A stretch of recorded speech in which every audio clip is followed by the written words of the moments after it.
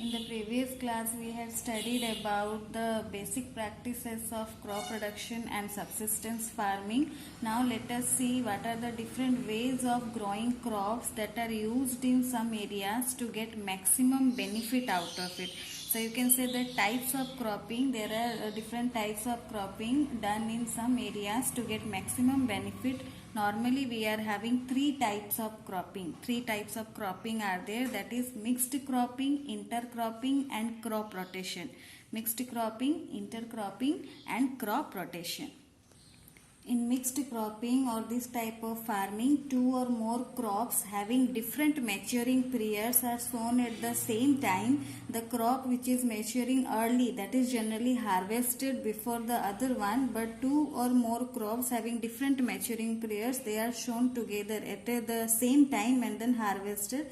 So this is called mixed cropping, where two or crops are together, they are sown at the same time. For example, we can take wheat and mustard or groundnut and sunflower. So mixed cropping means when two or more crops having different maturing periods sown at the same time.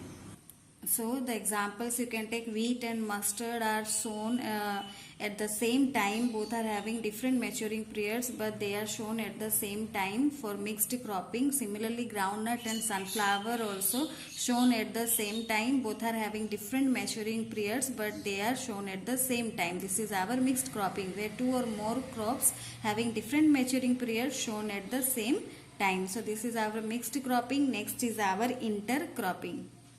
So in intercropping, two or more crops are grown simultaneously on the same field in a definite pattern. So in this type of farming, two or more crops are grown simultaneously on the same field in a definite pattern. It is practiced in highly dense populated areas. For example, you can take corn, rice. Commonly corn, rice, pineapple are done intercrop. Means this is normally done in highly dense populated areas. So these are the common examples of intercropping.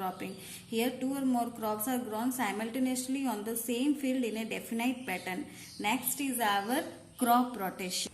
In this type of farming, in crop rotation, in this type of farming, two crops are grown one after another. This practice is called crop rotation, when one crop is grown, after that another crop is grown. Crops like beetroot, turnips, beans and peas are grown. They maintain the fertility of the soil. So when this is a very common practice, when two crops are grown one after another, that practice is called crop rotation, or that type of farming is called crop rotation.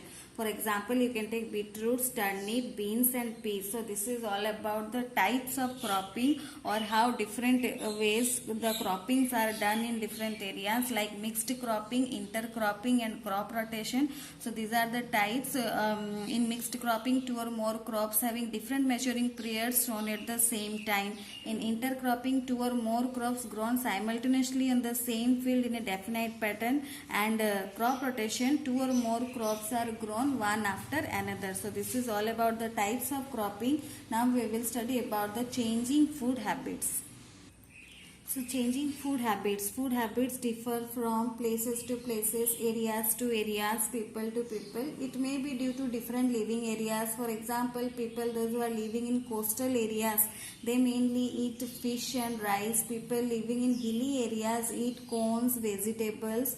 Crops grown also differ from place to place, means according to the climatic condition, according to the weather. Crops also are grown in different places, in different varieties of crops are grown. For example, people living in cool areas depend mainly on grains or potatoes. So food habits also automatically different because of the differ because of the different reasons, like different living areas, different climatic conditions, then different economic conditions, religious reasons. So these are the reasons of changing food habits. Means these are the reasons because of which people are having different food habits. For example, Hindu consider cow as sacred, so they are forbidden from eating beef, while others are eating. So this is a kind of changing food habits, means it differs from one person to another in a various ways, like in living areas, in terms of economy, in terms of religious values. So because of all this reason, the food habits changed from one person to another person. Next is our hunger. Hunger means the painful feeling that we feel due to the lack of food. Hunger is the painful feeling due to the lack of food.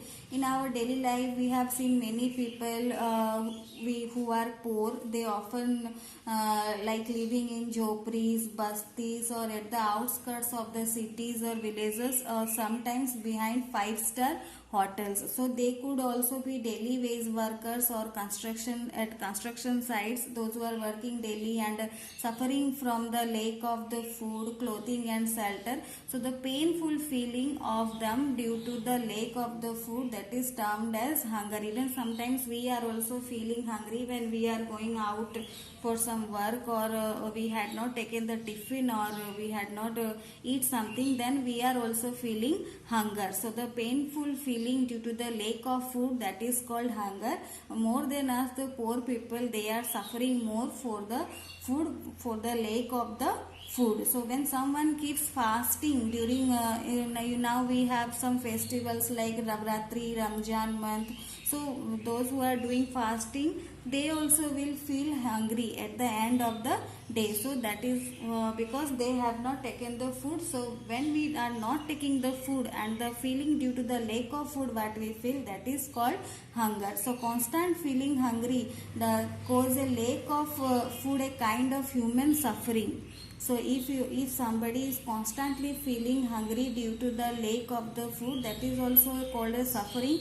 So removal of poor people suffering has been one of the great challenges of Indian developmental strategy. So now India is a developing nation, so the most important challenges for Indian developmental strategy is to remove the hungerness of the poor people, those who are suffering from the lack of the food, how to help them out. This is the most important challenge now. And constantly feeling hungry due to the lack of food, it also can cause sickness, means weakness, and some kind of diseases can come. So the painful feeling due to the lack of food, that is called hunger. And sometimes not only poor people, we also feel hungry, but more than us, poor people suffer more for the food because of the lack of the food. Next is famine. Famine is the situation of scarcity of food which causes hunger and death. So famine is the situation which can be the result of both natural phenomenon and human activities. Some natural phenomenon like cyclone, earthquake and excess rainfall can destroy the crops. So likewise also many famines result due to food grains spoiled in storage. The effect of famine are very severe. It causes death and destructions of livestock.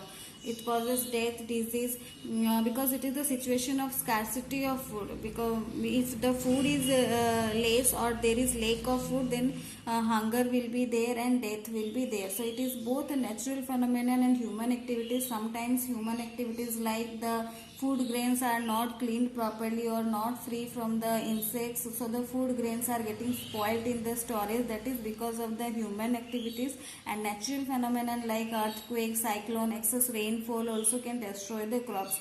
But whether it is a natural phenomenon or human activities, famine causes destruction of the livestock. It causes death and diseases in the human beings. So this is all about your lesson number 2, crop growing food or growing crops. So please read the lesson, and next class I will upload the question answers, so write them in your notebook.